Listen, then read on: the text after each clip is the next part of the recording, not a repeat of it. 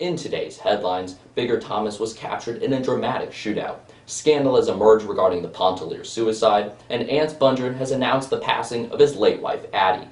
Good afternoon, I'm Brian Cheng, and welcome to Names in the News, a look at the latest updates regarding the greats of Honors English 3 literature.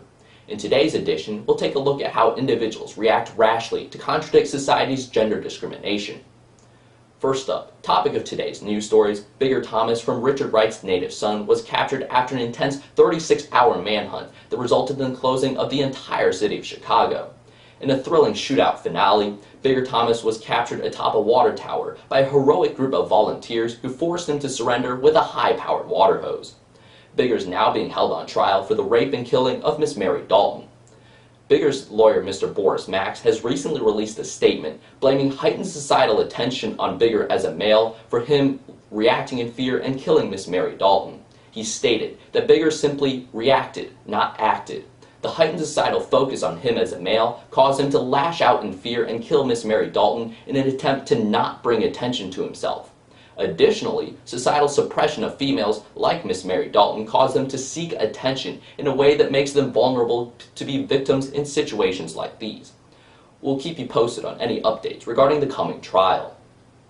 Down south in New Orleans, wealthy aristocrat Léonce Pontellier from Kate Chopin's The Awakening has recently announced the purchase of a small cottage as a summer home. But my inside sources tell me that this is simply a cover-up, as it was actually his wife Edna that purchased the home as a location for her rebellions against her husband.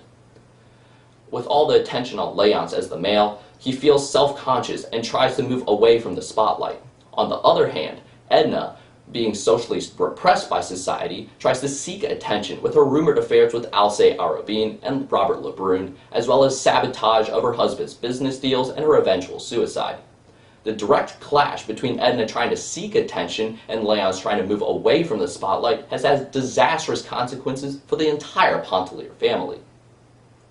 With more depressing news, down in rural Mississippi, Ance Bundren from William Faulkner's As I Lay Dying has announced the passing of his late wife, Addie.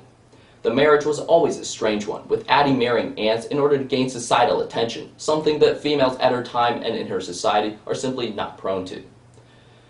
Ance is now embarking on a quest to move Addie and bury her in her hometown of Jefferson, but societal focus on Ance as the male breadwinner of the family has caused him to be selfish and to steal from his children in an attempt to put out the image that he can be the sole breadwinner of the family and to put out the image that he can solely support the entire family's economic needs. Our condolences go out to Ance as well as his children. That's it for today's edition of Names in the News. I'm Brian Cheng, and thanks for listening.